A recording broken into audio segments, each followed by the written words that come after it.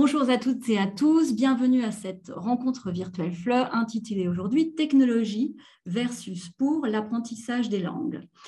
Face au tsunami numérique qui a touché et touche encore l'enseignement et l'apprentissage des langues, il est nécessaire pour nous, les acteurs du secteur de l'éducation, que nous soyons administration, école, enseignants, famille, éditeurs, il est important de réfléchir à la manière dont nous souhaitons voir évoluer l'enseignement des langues et le rôle de la technologie.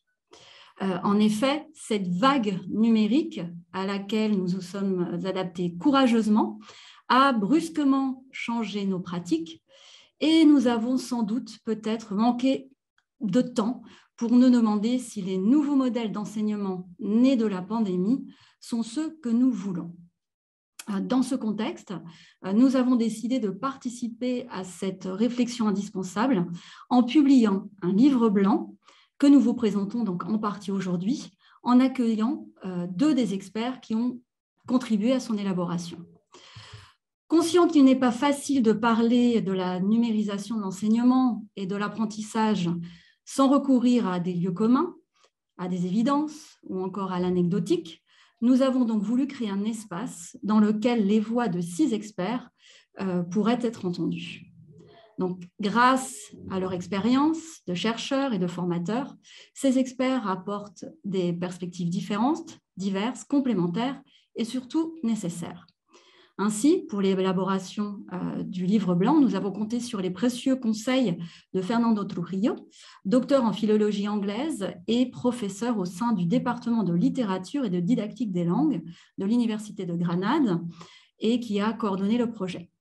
Entre les autres experts, nous avons eu le plaisir de compter sur la participation de Daniel Cassagne, philologue, docteur en sciences de l'éducation et chercheur en analyse du discours à l'Universitat Pompeu Fabra de Barcelone en Espagne. Parmi ces experts, il y avait également Anita Ferreira Cabrera, professeure titulaire de l'Université de Valparaíso au Chili, où elle a fondé le programme d'espagnol langue étrangère, ou encore Esperanza Roman Mendoza, qui enseigne la linguistique espagnole à la George Mason University aux États-Unis. Et pour le FLE, nous avons donc eu le plaisir de faire intervenir Christelle Combe et Christian Olivier, aujourd'hui présents. Laissez-moi les présenter très brièvement. Christelle Combe est donc maîtresse de conférences en didactique des langues à l'Université d'Aix-Marseille et membre du laboratoire Parole et Langage. Elle a travaillé pendant 20 ans en tant que professeure de français dans des contextes très variés, en Turquie, en Guyane française, au Brésil, à Madagascar, et elle a conçu et animé des formations de formateurs en France et à l'international pour l'Agence pour l'enseignement français à l'étranger, l'AEFE, pour le Centre de linguistique appliquée, le CLA, pour le Centre régional francophone pour l'Europe centrale et orientale, le CREFECO, et aussi pour les éditions Maison des langues. Elle est spécialiste de l'analyse des discours numériques et des interactions multimodales par écran, de l'intégration du numérique en contexte éducatif et de l'enseignement en ligne. Christian Olivier est pour sa part professeur en sciences du langage, didactique des langues à l'Université de La Réunion. Ses recherches portent sur les approches en didactique des langues, le plurilinguisme et ses didactiques, notamment l'intercompréhension, les tâches et les usages du numérique pour l'enseignement et l'apprentissage des langues. Il a coordonné et coordonne actuellement plusieurs projets sur ces thématiques, dont un projet au Centre européen pour les langues vivantes sur la citoyenneté numérique et la formation en langue. Le projet e-langue citoyen et un projet européen Lingunum, portant notamment sur la formation des enseignants à la conception et mise en œuvre de tâches en ligne. Nous allons donc au cours de cette rencontre virtuelle FLE, un peu spéciale, traiter quelques-unes des grandes questions abordées par Christelle Combe et Christian Olivier dans ce livre blanc. Donc, mais avant, nous allons faire une petite mise en contexte. D'accord, donc c'est, attendez, pour le PowerPoint, d'accord. Donc, mise en contexte, puisque justement, si la technologie est une constante dans la classe de langue, qu'est-ce qui rend ce moment si spécial pour nous et pour que nous soyons amenés à nous demander à nouveau quel doit être le rôle de la technologie par rapport à l'enseignement et à l'apprentissage des langues. Donc, je passe la parole à Christian. Oui, bonjour à tous. Il y a un écho. Voilà, merci. Bonjour à tous, bonjour à toutes. Je suis très heureux, merci à Maison des Langues pour cette invitation à participer à ce livre blanc et cette invitation ce soir à participer à cette présentation. Donc oui, technologie et langue, le titre versus ou pour, évidemment, je dirais presque la réponse est évidente, c'est pour. La technologie en classe de langue, elle existe depuis des années. Sur la diapositive, si on peut avancer, on verra en fait l'état de la technologie en fait dans les années 80 quand j'ai commencé à enseigner l'allemand langue étrangère à l'époque où on multipliait les appareils. Donc beaucoup d'appareils, de la télévision, le tourne-disque, le lecteur de bande, le rétroprojecteur, etc. Donc il y avait une foison d'appareils. La technologie était déjà quelque part très présente chez le prof de langue. Alors pourquoi se poser la question aujourd'hui puisqu'elle était déjà là? Eh bien parce que aujourd'hui, sur la diapo suivante, donc les conditions ont changé. On a beaucoup moins de matériel dur, en fait. On peut se satisfaire quasiment d'un ordinateur, voire d'une tablette, ou quelquefois même d'un appareil encore plus petit. Et en classe de langue, pour partager éventuellement un lecteur de son, enfin des haut-parleurs et puis un vidéoprojecteur. Ce qui a changé, c'est que maintenant, on a énormément d'applications et que ces applications sont disponibles pour l'enseignant, mais aussi pour l'apprenant. Donc, ça change pas mal de choses et je pense que c'est une des raisons pour laquelle on a besoin de s'interroger sur la technologie en ce moment en classe de langue.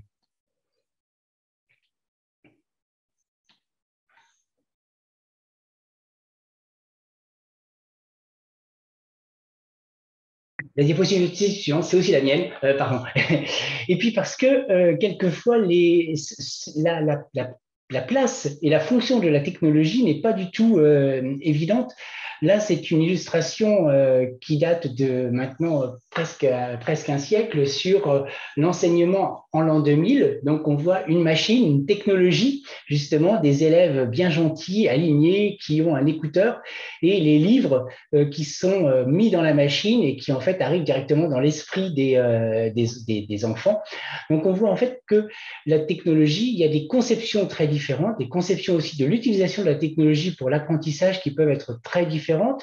Et quelquefois, je pense qu'il y a encore des utilisations un petit peu qui ressemblent à ça sur certaines plateformes où des enseignants déposent des PDF, par exemple. Donc, dans l'idée, en fait, que on va donner de l'information, les élèves vont le recevoir et puis ils vont apprendre comme par miracle.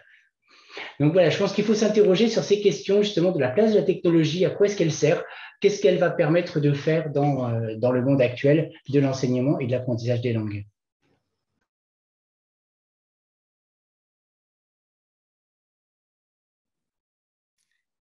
Bonjour à toutes et à tous et merci également donc à Maison des Langues de m'avoir invitée.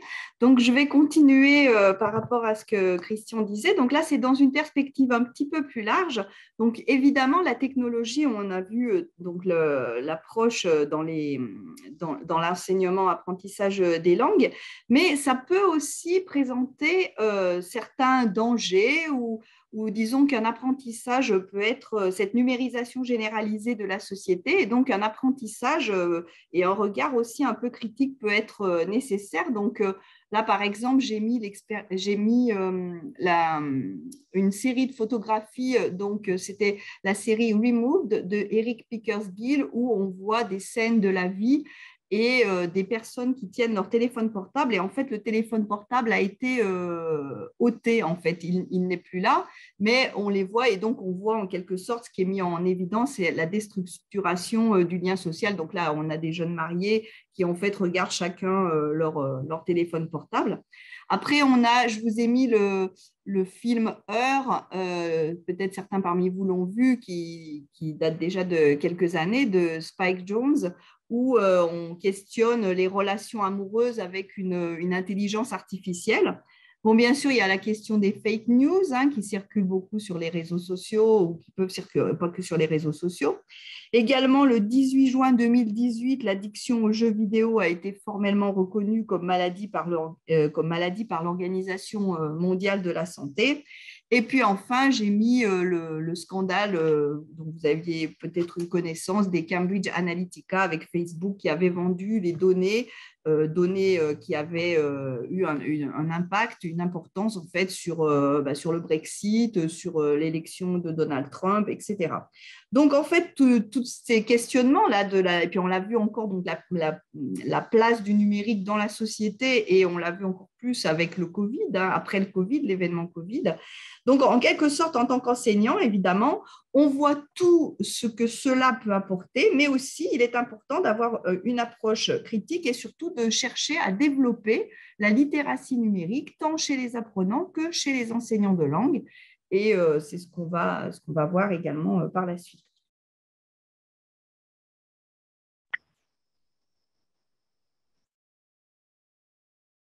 Donc, une première grande question.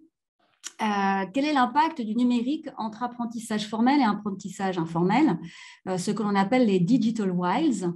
La frontière entre les deux existe-t-elle encore? Ces deux types d'apprentissage peuvent-ils se renforcer mutuellement? Cette distinction est-elle au contraire transcendée?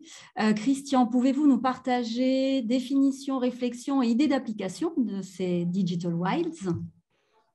Oui, alors je ne vais pas répondre à toutes les questions qui sont très ambitieuses, je crois, on ne va pas réussir ce soir, mais donner quelques petites pistes.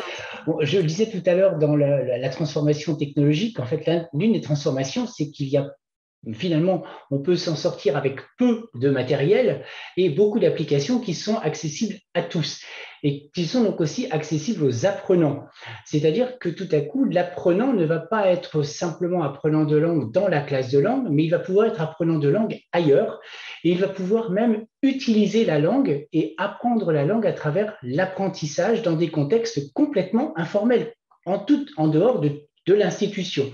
C'est ce qu'on appelle quelquefois le learning in the wild, donc dans les espaces sauvages, les grands espaces en quelque sorte, et ce qu'on appelle donc dans les digital wilds, sont ces grands espaces numériques. Alors qu'est-ce que c'est que ces activités des apprenants dans ces grands espaces numériques?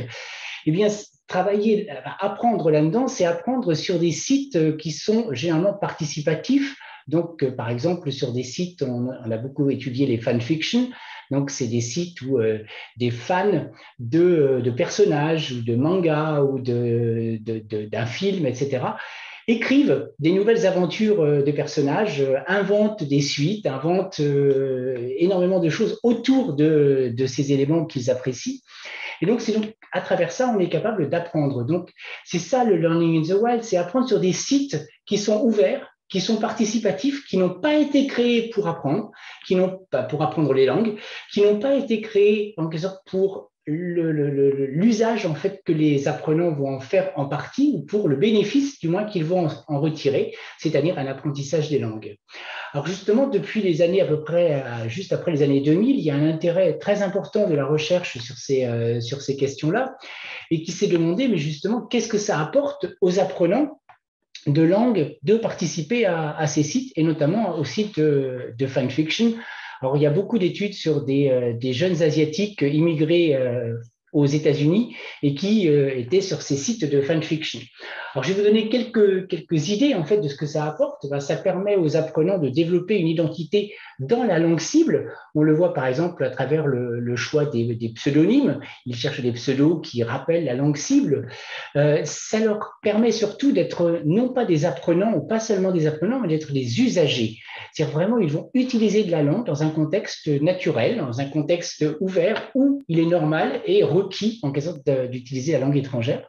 Et parfois même, ils peuvent être considérés comme des experts. C'est le cas de ces jeunes apprenants asiatiques sur des fanfictions de manga qui, du fait qu'ils étaient asiatiques, étaient considérés comme des références culturelles, même s'ils n'étaient pas forcément de la sphère culturelle des mangas. Ça leur permettait aussi d'être en contact avec la langue des pairs.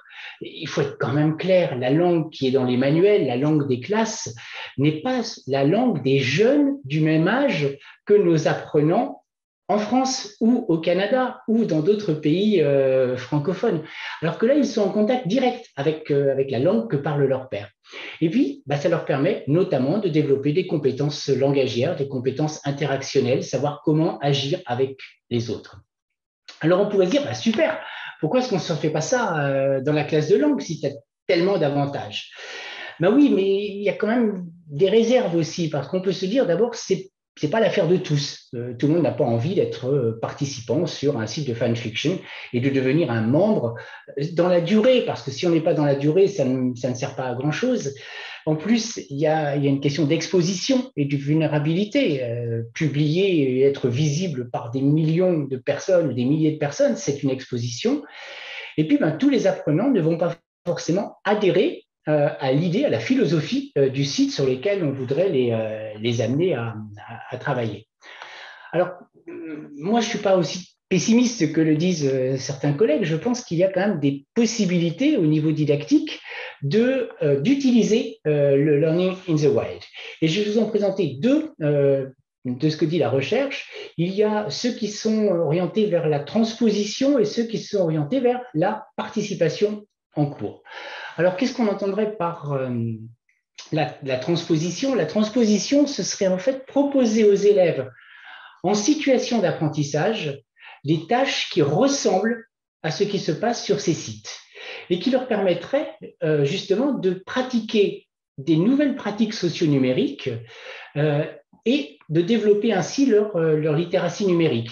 C'est-à-dire de découvrir des nouveaux genres dans la fanfiction, par exemple, dans les chroniques, et de s'entraîner à communiquer en s'entraînant à écrire ce type de texte. Alors, qu'est-ce qu'on a comme exemple qui a été traité et qui ont été traités par la recherche? Alors, il y a beaucoup de projets. Peut-être qu'on peut passer. Voilà, merci. Autour notamment de Shannon Sorrow sur les fanfictions. Si vous tapez ça, fanfiction et puis projet, vous en trouverez assez facilement. Donc, c'est faire écrire des fanfictions, donc faire écrire des aventures d'un personnage d'un film, des aventures d'un personnage de manga, etc.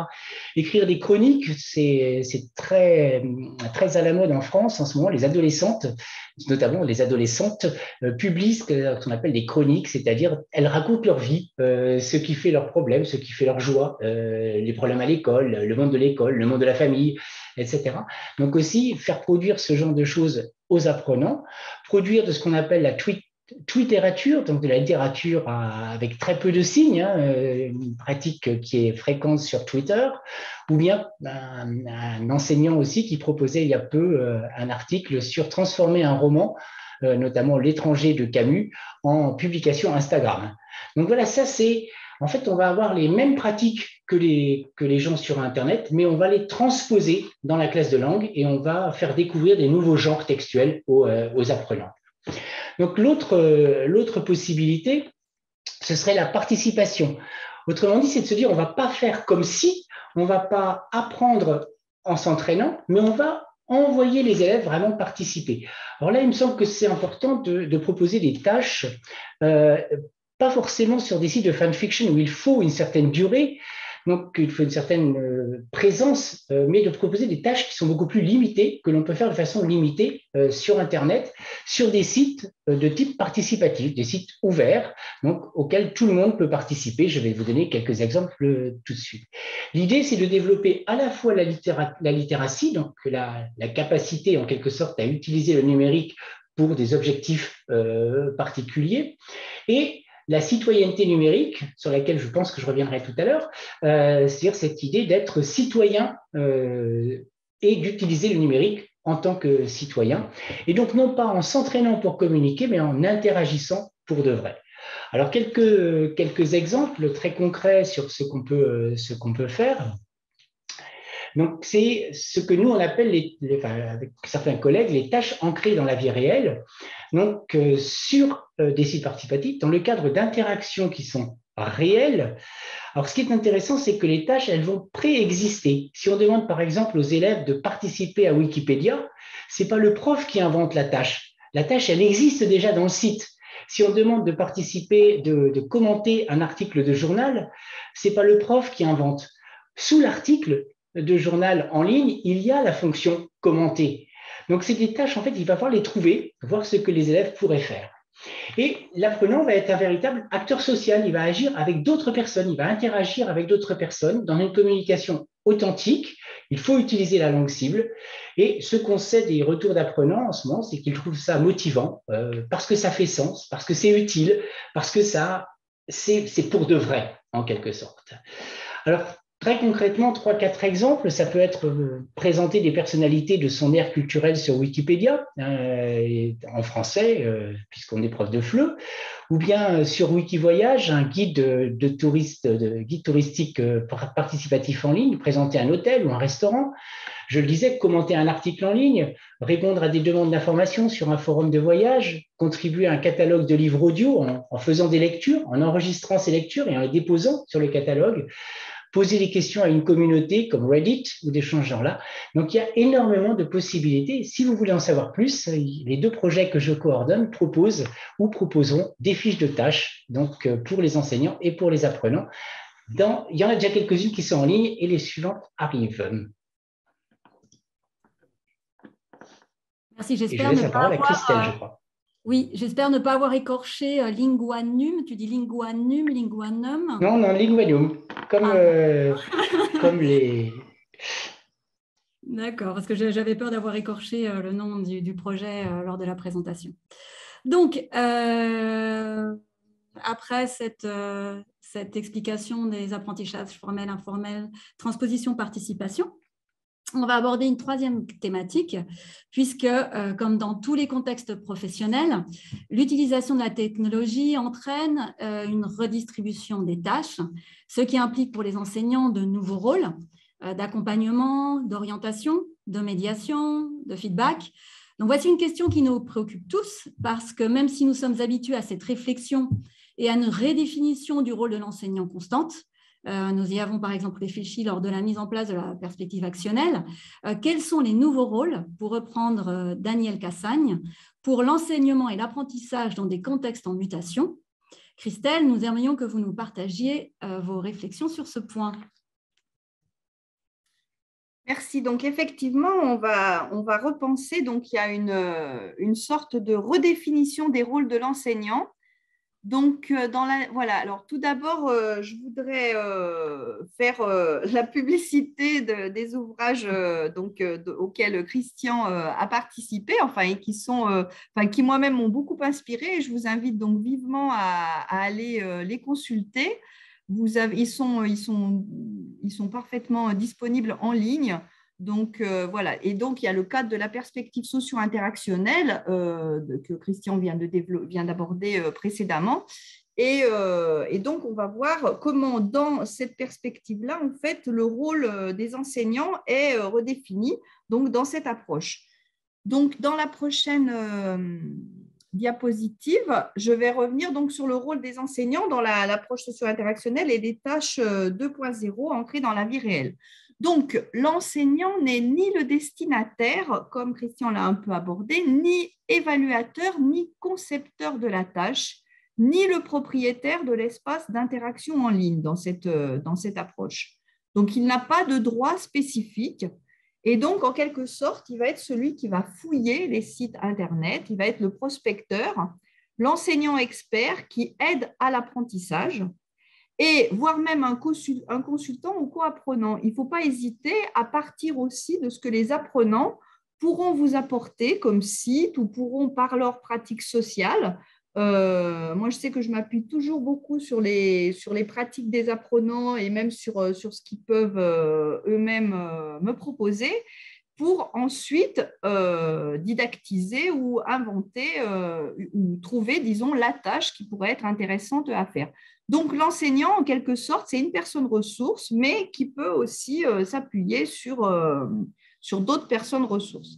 Il doit bien sûr gagner l'adhésion des apprenants et connaître la motivation et les centres d'intérêt des apprenants. Parce que ce qui est fondamental dans cette approche, c'est que les apprenants doivent adhérer à la tâche pour que les interactions soient vraies, qu'ils soient impliqués. Donc, si on fait faire, par exemple, comme Christian le disait, une page Wikipédia, par exemple, ou participer à Wikivoyage, ou si on va vers une vidéo ou quelque chose comme ça, il faut que les apprenants soient impliqués et aient envie de participer. Donc, par exemple, effectivement, pour la fanfiction, on peut partir des centres d'intérêt des apprenants et s'ils sont intéressés par le sujet, aller dans cette direction. Il propose son aide aux apprenants et si jamais eh bien, les apprenants n'étaient pas d'accord, c'est à lui de trouver et de proposer une tâche alternative non ancrée dans la vie réelle si les apprenants, par exemple, ne souhaitaient pas publier sur Internet, participer à un réseau social, etc. Alors, dans cette approche également, je voulais faire un petit tour autour de la question de l'évaluation. Donc, on a vu que l'évaluation de la tâche, dans la tâche de la vie réelle et 2.0, elle se faisait en quelque sorte par les pairs. Si vous publiez un article sur Wikipédia, il y a tout un processus par Wikipédia qui fait que ce sont en quelque sorte, on va valider ou pas votre article. Alors évidemment, ça aura été travaillé en amont avec l'enseignant, mais voilà, la véritable évaluation en quelque sorte va être faite par les pairs. Mais ce qui serait intéressant aussi, il me semble, c'est de repenser en quelque sorte pour sensibiliser les apprenants à leur propre évaluation et leur propre progression dans ce type d'apprentissage. Ça va être de les sensibiliser à l'auto-évaluation individuelle, voire du groupe, et éventuellement de mettre en place une démarche portfolio où l'apprenant individuel, dans ce cas, où l'apprenant va en quelque sorte mesurer les progrès qu'il fait dans ses apprentissages et y compris dans des compétences transversales, pas forcément que linguistiques. Par exemple, ça peut être des compétences justement en littératie numérique parce qu'il va savoir commenter sur un forum ou il va savoir s'inscrire sur un réseau social et interagir avec les pairs du réseau social, etc. Donc, ça peut être intéressant justement de les faire réfléchir à ce moment-là et de développer cette démarche portfolio. Alors ensuite, je voudrais aborder les compétences donc, des enseignants. Cette fois, dans la prochaine section, je vais parler des nouvelles modalités d'enseignement-apprentissage avec les technologies. Et donc là, en quelque sorte, j'aborde les compétences techno-sémiopédagogiques des enseignants. Lorsque l'enseignant va se trouver, va enseigner en ligne, par exemple sur une plateforme asynchrone, il va falloir qu'il maîtrise la mise, alors je vous en montrerai des exemples après, là c'est que du texte, mais il va falloir qu'il maîtrise la mise en discours numérique sur la plateforme asynchrone, sur une plateforme de type Moodle, vous connaissez cela certainement. Et donc voilà, savoir organiser par exemple le scénario pédagogique, les différentes tâches qu'il aura mis en ligne, savoir rédiger des consignes en ligne. Donc, savoir également faire des feedbacks en ligne, alors que ce soit sur une plateforme asynchrone ou encore par visioconférence, par exemple, dans une plateforme multimodale comme Zoom, là, dans laquelle nous nous trouvons, par exemple, si vous devez gérer en même temps le chat, mettre le diaporama, communiquer donc de manière verbale à l'oral, utiliser des gestes, le regard, etc. Donc, je remontrerai des exemples dans la prochaine section. Et puis enfin, il y a également le développement de l'éthos numérique de l'enseignant. Donc, ce sont donc toutes des compétences qu'il va acquérir petit à petit. Et l'éthos numérique, c'est-à-dire la mise en scène de soi à travers les différentes plateformes. Donc, que ce soit sur Moodle, par exemple, la manière dont vous allez choisir de vous adresser à vos apprenants, le ton que vous allez utiliser, la police que vous allez utiliser, si vous mettez un avatar, si vous mettez des émoticônes, etc. Mais aussi l'éthos que vous allez adopter par visioconférence, par exemple, qui peut être un éthos plus amical, plus formel, etc. Voilà. Donc, tout ceci, ce sont des compétences donc techno-sémiopédagogiques donc voilà. Et on va voir avec la prochaine diapositive, je vais vous montrer. Voilà. Donc, vous avez par exemple là 2 exemples. À droite, vous voyez donc c'était du tutorat en ligne sur un forum. Là, c'était le forum dans un projet que l'on a mené avec l'université de Berkeley. Et donc, on voit ici la tutrice, vous voyez, qui se met en scène, qui a choisi son avatar, qui s'adresse à ses apprenantes et donc qui prépare la visioconférence qu'elle va avoir avec eux. Donc là, elle choisit un ethos. Alors avant, je leur avais fait, avant cette première rencontre par écrit, ils avaient préparé une petite vidéo personnelle dans laquelle ils se présentaient, qu'ils avaient envoyé aux apprenants. Et donc, c'était assez intéressant de voir le développement dans l'article, la référence que je vous ai mise précédemment. On traite de l'évolution de l'éthos des futurs enseignants, enfin des tuteurs en ligne, là, des futurs enseignants de FLE, sont des étudiants de master, entre la vidéo qu'ils envoient aux apprenants de Berkeley, avant de les avoir rencontrés, ensuite l'éthos qu'ils développent sur une plateforme asynchrone par écrit, puis l'éthos qu'ils développent par visioconférence. Donc, l'image de gauche montre une capture d'écran.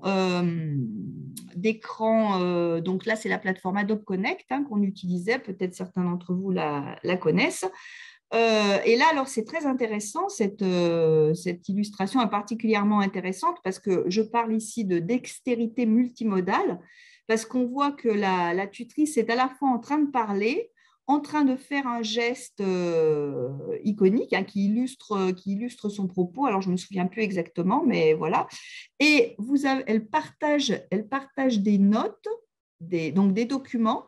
Il y a le petit pointeur vert, donc la flèche en même temps, elle pointe sur l'image qu'elle veut montrer. Et en même temps, là, vous ne voyez pas bien, ce n'est pas assez gros, mais elle est en train de prendre des notes. Elle écrit dans le carré à côté, notes de discussion. Elle écrit au fur et à mesure le vocabulaire important qui lui semble important pendant le vocabulaire, les points de grammaire, etc., pendant la session. Voilà. Donc, on voit là qu'on a vraiment affaire à un chef d'orchestre qui justement orchestre tous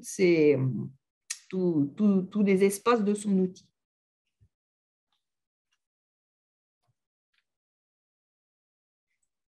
Donc, en effet, comme tu viens de l'expliquer, Christelle, on assiste à la mise en place de nouvelles modalités d'enseignement qui requièrent chacune de compétences différentes. Donc, est-ce que vous pouvez nous en dire plus à ce sujet, justement, sur les modalités en elles-mêmes? Oui. Alors, donc là, je vais vous présenter donc les nouvelles. Alors, je vais vous présenter plusieurs projets pour que ce soit un petit peu concret, là, donc, sur lesquels j'ai travaillé avec mes collègues. Et donc, tout d'abord, un projet. Donc, d'abord, je parle de nouvelles hybridités. Alors, on connaît l'hybridité, alternance, formation en ligne et formation présentielle. Mais là, en fait, on va se trouver avec une hybridité. En fait, on est dans un échange virtuel qui articule deux modalités de distanciel. Donc, c'est le projet qu'on avait intitulé avec mon collègue Marco Capellini. Dans le projet qu'il porte, j'en profite pour faire un petit peu de publicité, mais qui certainement vous intéressera aussi et qui rejoindra la quatrième partie dont Christian parlera sur la citoyenneté numérique. Donc, c'est le projet PENSA. Les projets dont je vais vous parler, certains s'articulent dans le projet plus global PENSA. Donc là, c'est le projet AMU, Aix-Marseille Université et Université Autonome de Madrid 2022. Donc, on a articulé de l'enseignement distanciel sur une plateforme multimodale asynchrone de type Moodle et un enseignement par visioconférence avec une approche par tâche ancrée dans la vie réelle et par genre numérique. Le dispositif, c'était 6 tuteurs du côté d'Aix-Marseille et des étudiants, donc qui étaient des étudiants de Master FLE. De l'autre côté, 27 étudiants de l'Université Autonome de Madrid qui étaient des apprenants et des étudiants de FLE. Les étudiants d'Aix-Marseille ont fait un scénario pédagogique sur Moodle, élaboré par chaque tuteur, donc selon une trame plus ou moins identique, et on avait 6 séances de tutorat en ligne par visioconférence d'1 heure pour chaque tuteur. Voilà, donc l'objectif du scénario pédagogique, c'était de faire réaliser une présentation à but professionnel, un court-métrage sous forme de CV vidéo. Le contexte, on l'avait négocié et discuté avec l'enseignante qui était responsable des étudiants espagnols. Les étudiants en UAM partent en séjour Erasmus en L3. Donc, on s'était dit que leur faire un CV vidéo, ça serait une tâche ancrée dans la vie réelle. Donc, la structure attendue, c'était 3 minutes au total. Qui je suis, ce que je veux faire, quelles sont mes passions. Et le plan du scénario et des séances, donc vous les avez là, 6 séances, une prise de contact, une analyse d'un document multimodal. Ensuite, il travaillait la partie 1 et 2, qui je suis, ce que je veux faire. Puis, quelles sont mes passions et la finalisation du script.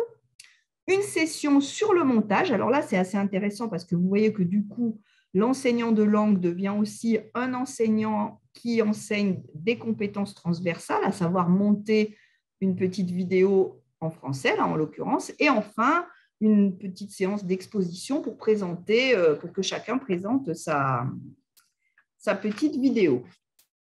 Donc, voici, je vais vous montrer rapidement, j'ai fait des captures dynamiques d'écran, donc de 2 scénarios pédagogiques pour que vous voyez un petit peu la mise en discours numérique et les scénarios qu'ont réalisés, là en l'occurrence, donc l'étudiante Loïs.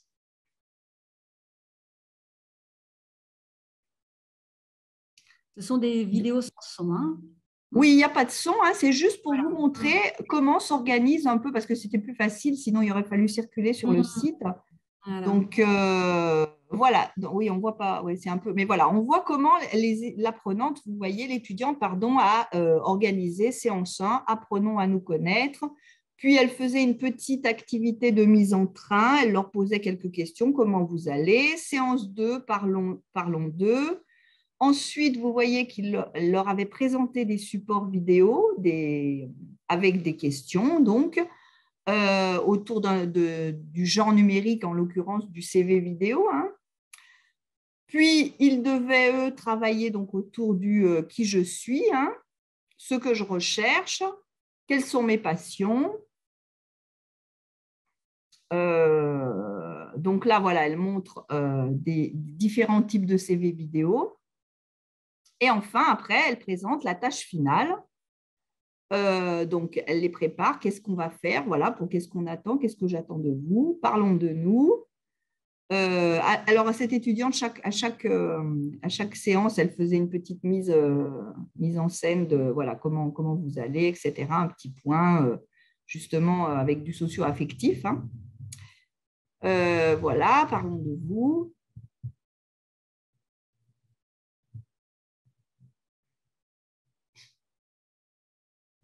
Donc là, on voit elle leur avait fait faire un nuage de mots autour de leurs activités. Et on voit aussi la régularité, vous voyez aussi les petits gifs, etc., pour créer du lien avec les apprenants, pour rythmer un peu aussi et puis détendre un peu l'atmosphère par rapport au scénario qui, par ailleurs, est extrêmement bien conçu, qui utilise les ressources de la plateforme multimodale. Là, on ne peut pas bien voir le détail, c'est un petit peu… je n'avais pas tellement d'autres… moyen de vous montrer. Alors, on peut voir peut-être le deuxième également, si vous voulez voir un autre. Non, ça, c'est le même. Voilà, celui de Morgane.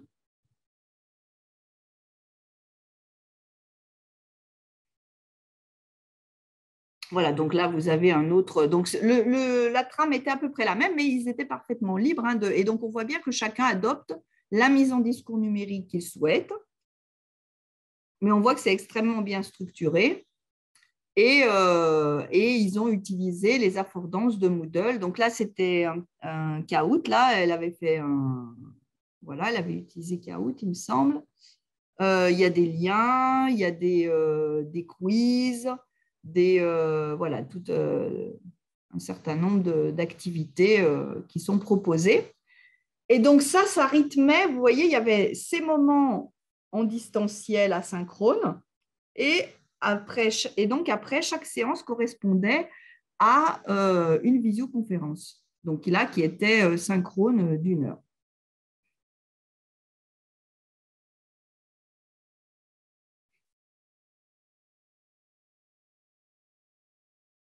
Voilà, et là, c'était la fin.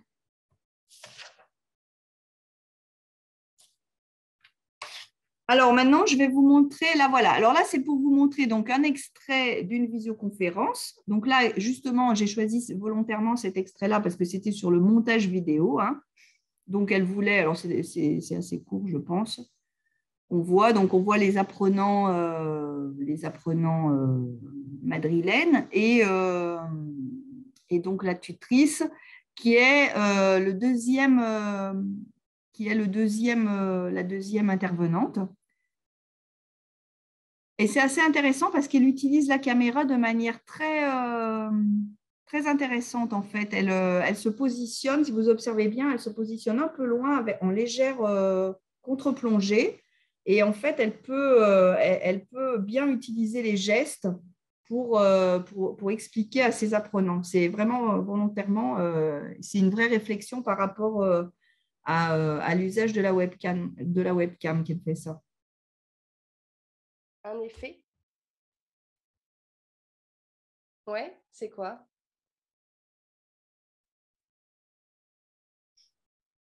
Qu'est-ce que c'est un effet? Quelqu'un peut expliquer?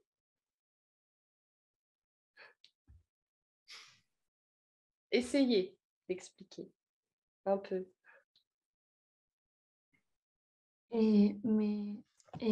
Vous pouvez faire un résumé de ce que nous avons mettre dans V2, V1, A1 et A2.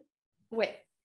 Alors, V1 et A1, c'est votre vidéo et audio principal.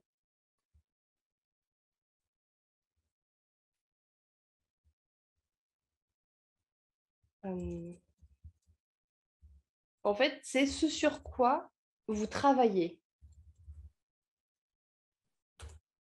Donc, votre vidéo à vous. V2 et A2, ça va être ce que vous rajoutez. Donc, par exemple, si tu veux, Séverine, on peut couper si on ne veut pas trop dépasser au niveau du temps, hein. C'était pour vous donner un petit exemple de ce qui était, de comment se déroulait une visioconférence et surtout le moment en fait où elle est en train de parler sur quelque chose qui n'est pas… Enfin voilà, elle est en train d'expliquer le montage de la vidéo. Et je trouve ça en français donc assez intéressant. Et donc là, vous avez, c'est pareil, on peut voir, alors j'espère qu'elle n'est pas trop longue, mais je crois qu'elle est assez intéressante. Donc là, c'est le CV vidéo qu'a réalisé une apprenante et elle a fait un CV… Bon, on a tous, voilà, je crois, envie de mettre des cœurs dans les yeux de nos apprenants, non? C'est une très belle image. Voilà, oui, non, c'était parce que je trouve que c'était très réussi et c'était des apprenants voilà, qui au début avaient, voilà, qui débutaient, etc. Et donc, ça a été vraiment donc, des retours très positifs hein, de la part de ma collègue, les retours qu'elle a eus. Donc, le contact avec les futurs formateurs et les méthodologies de formation francophone, le travail dirigé en petits groupes, l'acquisition de compétences linguistiques orales et numériques. Ils ont trouvé le projet très intéressant pour améliorer donc, les compétences linguistiques et professionnelles de l'interaction orale. Les tutrices ont été très patientes, aimables et ils ont même souhaité élargir le nombre de séances. Et nous-mêmes, c'était un des projets où on avait le plus de séances de visioconférence, enfin, qui nous semble, ça fait plusieurs années qu'on fait ce type de projet avec mon collègue, notamment Marco Capellini, avec qui je partage le cours. Et c'est vraiment très intéressant parce que là, on est arrivé à une sorte d'aboutissement on n'avait pas forcément beaucoup de temps avant de visioconférence, mais là, il y a vraiment un banc entre le tutorat en ligne asynchrone et les séances de visioconférence. Alors, deux autres projets, je vais vous présenter ensuite. Alors, deux autres projets, je vais passer plus rapidement, qui ne concernent pas vraiment l'enseignement-apprentissage des langues, mais qui, à mon avis, sont intéressants vraiment pour les nouvelles formes d'apprentissage, donc ce qu'on appelle l'enseignement comodal, iFlex. Donc là, ce sont des apprenants en présentiel et des apprenants en distanciel, donc présentiel et distanciel en même temps, sur une plateforme de visioconférence, voire par robot de téléprésence. Et donc là, les deux projets dont je vais vous parler sont des exemples dans l'enseignement supérieur français. Donc, le projet Présence numérique, c'est pareil, je fais un petit peu de publicité. Il est gratuitement accessible en ligne. Vous avez le lien ici. Et si vous êtes intéressé par ce type d'interaction, c'est vraiment extrêmement… Ça a été un projet qui a duré 6 ans, je crois, 6 ans, qui a été lancé et fait avant le Covid. Donc, c'était extrêmement précurseur. C'était un séminaire doctoral avec, si tu veux passer la prochaine diapo, voilà. Donc, d'une dizaine de participants sur plusieurs sites. Lyon, en présence. Vous avez au milieu la salle dans laquelle le séminaire se passait. Aix-en-Provence, Londres, Caen et Hangzhou. Et 3 dispositifs de téléprésence, la plateforme de visioconférence Adobe Connect que vous avez déjà vu, et 2 robots de téléprésence, le robot sur pied BIM et le robot Cubi, qui est une sorte d'iPad sur un socle articulé. Voilà, et donc dans l'ouvrage que je vous ai présenté, eh bien, on a étudié l'attention, la politesse par écran interposée dans ce type de contexte, la corporéité. Enfin, il y a tout un tas de chapitres extrêmement intéressants que vous pourrez découvrir. Et puis, autre projet, donc là, toujours dans le projet PENSA avec mon collègue Marco, vous voyez ici. Donc là, c'est également du comodal, iFlex, donc dans une salle, donc là, on l'a démarré, c'est vraiment le tout début, mais dans une salle connectée et mobile, le mobilier est mobile, et on a voulu tester donc du distanciel, c'est-à-dire que c'était des apprenants, c'est pour ça ex-Bucarest. Il y avait des étudiants de l'Université de Bucarest qui sont en ligne. Vous voyez là, c'est une photo panoramique. Il y a 2 écrans dans la salle et les étudiants sont projetés. Donc, d'un côté, je ne me souviens plus bien ce qui était projeté, peut-être le diaporama, et de l'autre côté, les apprenants, les étudiants en distanciel. Et on a nos apprenants en présentiel. Au milieu, le micro qui capte pour qu'il puisse y avoir des interactions entre les apprenants dans la salle et les apprenants à distance. Voilà. Donc, évidemment, là, on a affaire, à mon avis, à de nouveaux types, donc de nouvelles hybridités, hein, comme on a vu, différents types de distanciel, mais aussi du présentiel et du distanciel synchrone. Donc, et donc, évidemment, de nouvelles compétences. Alors aussi, la question, bien sûr, du matériel technique et technologique. Donc là, on voit bien que le projet ex-Bucarest, c'est post-Covid.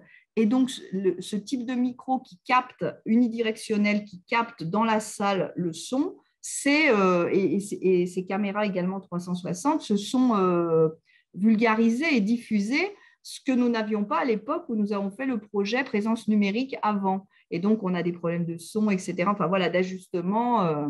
Donc, voilà, donc évidemment, la question technologique du matériel, mais également toutes les compétences de l'enseignant. Donc là, c'est un projet qui est en train de se faire et on n'a pas encore, on est en train de faire les études, on a fait des questionnaires, etc. Et on va présenter quelque chose dans un colloque à Lyon au mois de juillet. Voilà, merci. Ah oui, donc juillet, ça arrive, les conclusions de cette expérience seront disponibles bientôt. Et voilà les premières. D'accord. Et ce sera mis aussi en ligne ou ce sera… Oui, on va certainement écrire après c'est le colloque IMPEC. Donc en juillet à Lyon, il y a un site IMPEC, IMPEC. Et après, on va certainement écrire un papier avec Marco et d'autres collègues. Donc, cette comodalité qui fait un petit peu peur aux enseignants. Et je crois que dans le livre blanc, tu as commencé à aborder très légèrement ce point.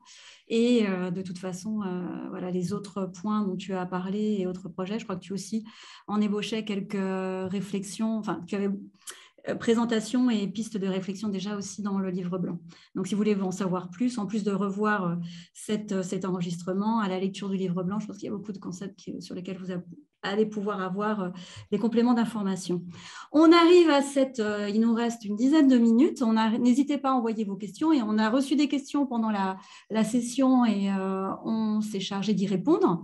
Donc, c'est maintenant, voilà, vous avez possibilité encore une dizaine de minutes pour partager vos doutes, inquiétudes, réflexions avec nous.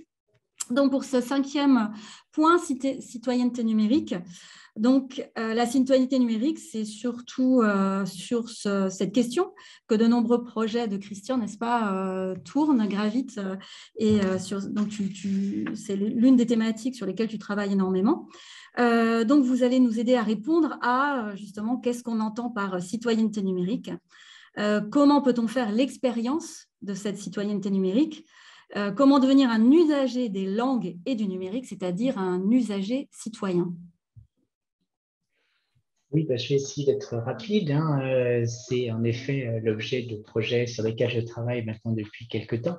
Et cela répond en fait à l'aspect qu'évoquait tout à l'heure Christelle en disant qu'il y a aussi sur Internet des dangers, des risques.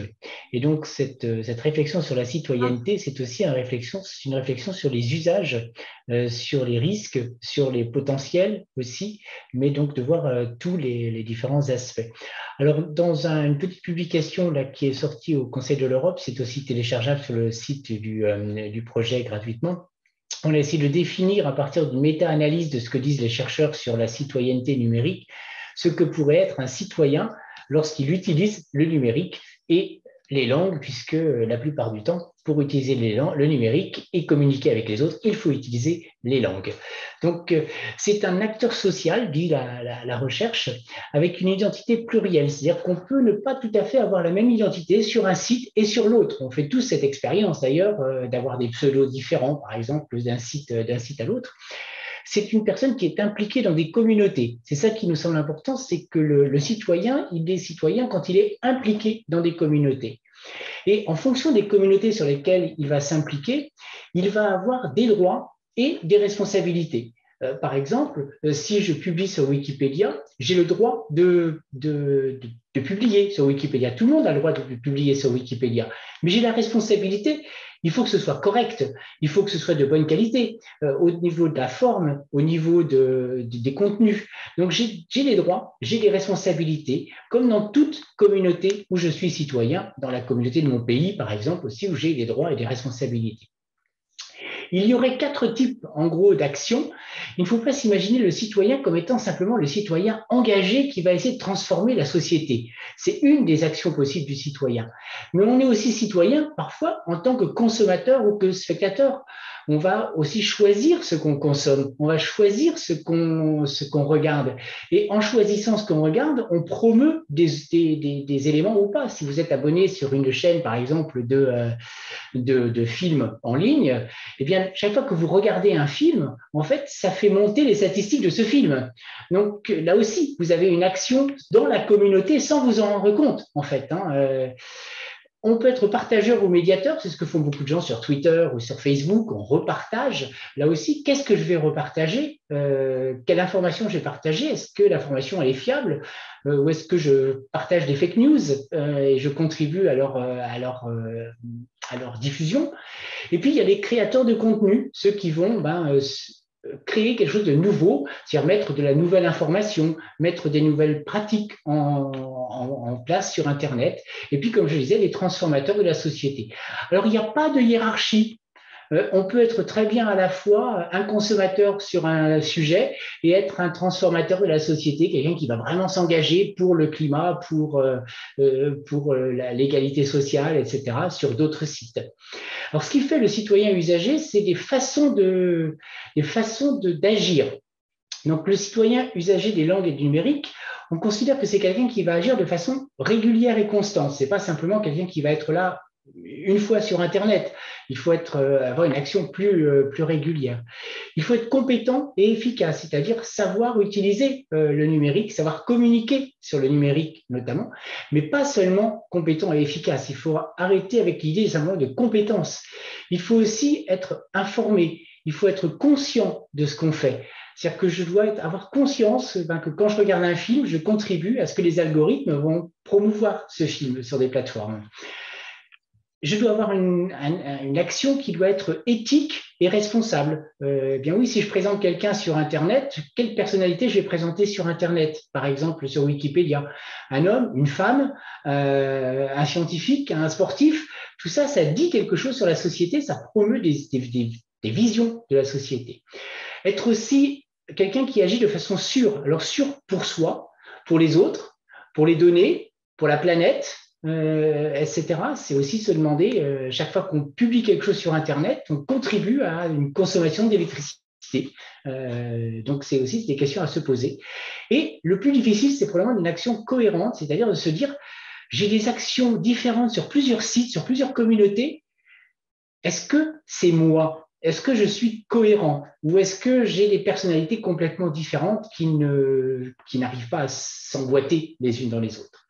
Et pour ça, il faut avoir des attitudes éthiques, démocratiques, par exemple, des consciences, la conscience de ce qu'on fait, la conscience de ce que les autres font, des connaissances et des compétences. Et on va agir dans des contextes à chaque fois différents. Alors, on va se dire, mais pourquoi faire ça aussi en formation en langue? On demande déjà beaucoup aux profs de langue. Hein. On lui demande d'être prof de langue, d'être prof de communication, d'être prof d'interculturel, et j'en passe. En fait, on nous demande déjà énormément. Alors, de se dire, mais alors pourquoi en plus il faudrait que je fasse de l'éducation à la citoyenneté numérique? Ça fait beaucoup. Alors, l'idée au niveau du Conseil de l'Europe, c'est de se dire, en fait, l'éducation à la citoyenneté numérique, elle doit être partout. Et c'est de se dire, en fait, comment est-ce que je peux l'inclure sans faire quelque chose de plus? En fait, comment l'inclure dans mon quotidien de tous les jours? On a besoin, on l'a dit, pour la citoyenneté numérique, de compétences langagières. Il faut savoir utiliser la langue pour pouvoir être citoyen du numérique. Il faut avoir des compétences interculturelles. Il faut tenir compte de la diversité des personnes, de la diversité des sociétés, des communautés. Il faut être capable, comme le disait Byram, de s'engager dans les 5 savoirs interculturels de Byram. Il y a aussi un travail sur l'inclusion que l'on va faire, justement aussi lié à l'interculturel, au respect de l'autre, au respect de sa diversité. Quand je vais échanger des idées avec des personnes, par exemple sur un site, eh bien respecter les idées, même si elles ne sont pas les mêmes, savoir y réagir. Je vais avoir besoin de compétences plurilingues, puisque je vais agir peut-être dans des communautés qui ont des langues différentes. Et puis, le CECRL l'a mis en valeur ces derniers temps, la compétence de médiation, puisqu'on l'a vu, c'est une des activités aussi fréquentes sur Internet de faire passer l'information, retweeter l'information, de faire suivre une information. Donc, il y a déjà beaucoup d'éléments qui sont liés à la dialectique des langues. Alors, très concrètement, dans le projet, dans les 2 projets que je coordonne, on propose 2 types de tâches, notamment dans le projet e-langue citoyen du CELV. Si on peut avancer sur la diapositive, merci.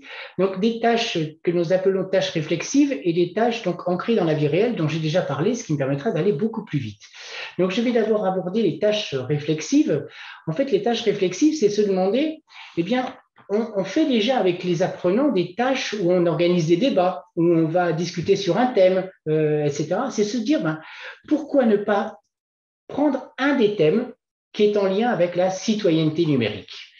Donc, c'est de se dire, voilà, même par exemple, si je prends des exemples de tâches qui étaient proposées dans les manuels de Maison des langues, faire une affiche pour le bien-être numérique, faire une affiche pour comment lutter contre le harcèlement sexuel, donc, ou le harcèlement numérique. Il y a énormément de possibilités, donc, mais de leur donner une coloration numérique. Alors justement, je vous propose quelques exemples très concrets que je viens en partie d'évoquer sur la diapositive suivante. Donc, par exemple, à produire une affiche contre le harcèlement en ligne. Comment se prémunir de cela? Comment le prévenir? Organiser un débat autour de la fear of missing out. Vous savez, c'est ces gens qui ont peur de rater quelque chose et qui sont en permanence sur les réseaux sociaux. Il ne faudrait pas qu'ils ratent un post ou quelqu'un. Ou une réflexion sur les forces et les limites de Wikipédia.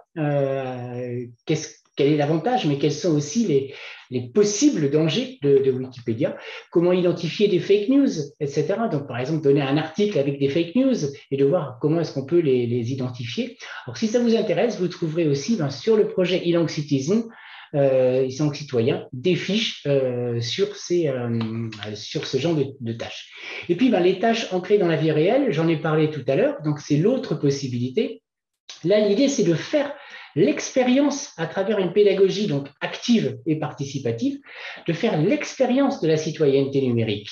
Donc pas simplement de réfléchir sur ces pratiques, de réfléchir sur les pratiques des autres et sur les pratiques que certains sites incitent à avoir, mais c'est se dire, je vais moi-même être citoyen et donc je vais devoir agir de façon citoyenne et donc faire l'expérience. Et donc, ce qui est important dans ce genre de tâches, c'est qu'elles soient accompagnées par l'enseignant, par des pratiques de réflexion et de réflexivité, c'est-à-dire de réflexion pendant tout le processus. Là, par exemple, si je vais présenter une personnalité sur Wikipédia, qui je vais présenter? Donc d'avoir cette réflexion, pourquoi est-ce que je choisis un homme ou une femme? Pourquoi je choisis un sportif ou un scientifique? Qu'est-ce que ça va avoir comme impact? Est-ce que la personnalité, elle vaut la peine d'être présentée? Est-ce qu'elle peut intéresser les gens? Mais est-ce que aussi, éthiquement, je peux assumer de présenter cette personne? Et donc, une réflexivité, c'est-à-dire après la tâche, de se demander, mais quel impact ce que j'ai fait a eu? Comment est-ce que je l'ai fait? Qu'est-ce que je ferais différemment? Quelle dimension de la citoyenneté j'ai peut-être utilisée ou pas utilisée ou mal mobilisée? Alors, quelques exemples concrets. Par exemple, pour l'engagement, sur la diapositive suivante, donc, eh bien, on est en train de travailler sur la production d'une fiche, justement, qui sera en ligne sur le site Linguanool, sur produire une vidéo TikTok sur une question vive. Donc, une vidéo très courte sur laquelle on va s'engager pour quelque chose ou contre quelque chose et la publier sur TikTok. Donc, elle sera vue et elle sera probablement repartagée. Sur l'agir éthique et responsable, ben, tout à l'heure, je parlais de recommander un hôtel ou un restaurant sur Wikivoyage. C'est se demander, mais quel hôtel? Est-ce que c'est une grande chaîne ou est-ce que c'est un écolodge? Est-ce que c'est un restaurant qui est équitable ou un restaurant qui est axé vers le profit uniquement? Donc tout ça, c'est aussi des questions qu'on va se poser, des questions citoyennes. Je parlais de la citoyenneté issue de l'ère culturelle des apprenants, ben là aussi, laquelle? Quand on parlait d'agir sur tout à l'heure, donc d'être en sécurité en quelque sorte, c'est se demander par exemple quand on va s'inscrire sur un site et d'avoir une réflexion avec l'enseignant sur quelles informations je vais donner sur moi-même, quel pseudo je vais choisir, quelle image je vais aussi donner de moi. Et sur l'agir informé, ben, je pense que c'est évident. Si je publie par exemple sur un hôtel ou si je publie sur une personnalité, il faut que je vérifie les informations.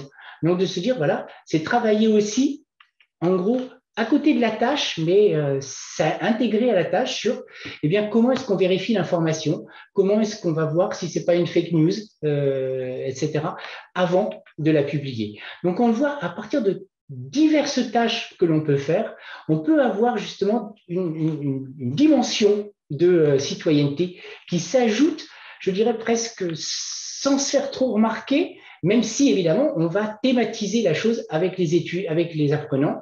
Mais l'idée, c'est de ne pas complètement transformer ces pratiques, mais d'intégrer cette idée de citoyenneté numérique et d'éducation à la citoyenneté numérique. Merci beaucoup. Alors, il est déjà 18h06, mais j'ai essayé de regrouper les différentes questions que nous avons reçues et finalement, on peut les regrouper en 3 grands blocs.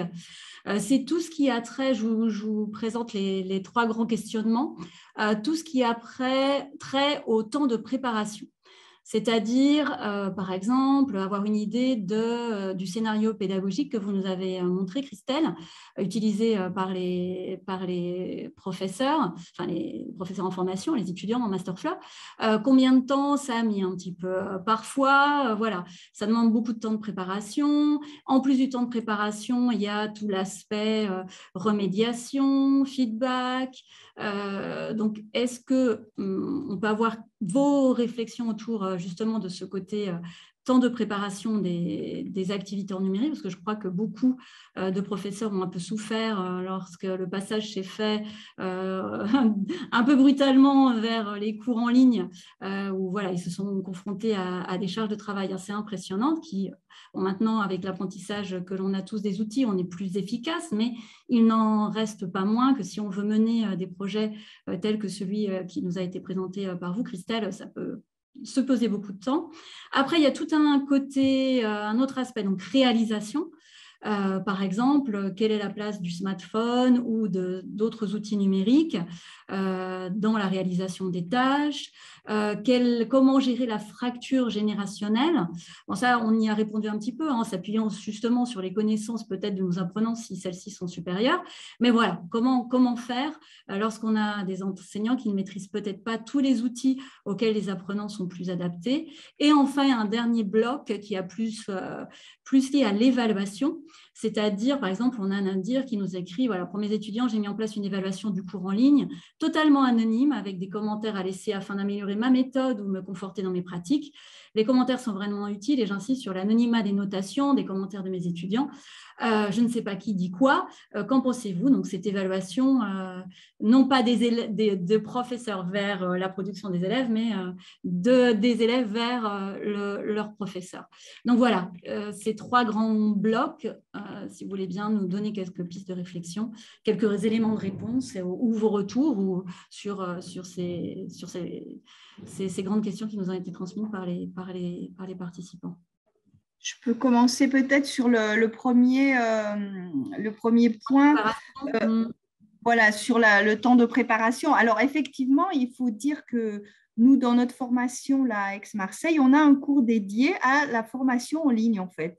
On estime que c'est une des compétences qui va être c'est un master de français langue étrangère, donc, et qui, à notre avis, est de plus en plus, qui va être de plus en plus indispensable pour les professeurs de français langue étrangère. Donc, c'est une option que nos étudiants peuvent suivre, et donc, on dédie notre cours à les former. Et en quelque sorte, effectivement, je comprends tout à fait les collègues, hein, c'est un métier à part entière avec des réflexes, des choses à apprendre en fait et à maîtriser. Donc, il commence à y avoir évidemment de la littérature sur le sujet. On peut se former, on peut s'auto-former, se former soi-même. Mais voilà. Alors après, pour le temps, effectivement, là, bon, en plus, nos étudiants étaient jeunes, hein, donc ce sont de jeunes enseignants, donc ils apprenaient et à faire un cours et à le scénariser en ligne. Donc, il y avait une sorte de double apprentissage.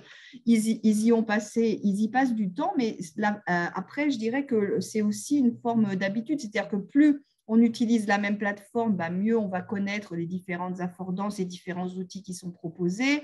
Au début, il y a une prise en main qui peut paraître un petit peu difficile, mais après, ça va être beaucoup plus facile.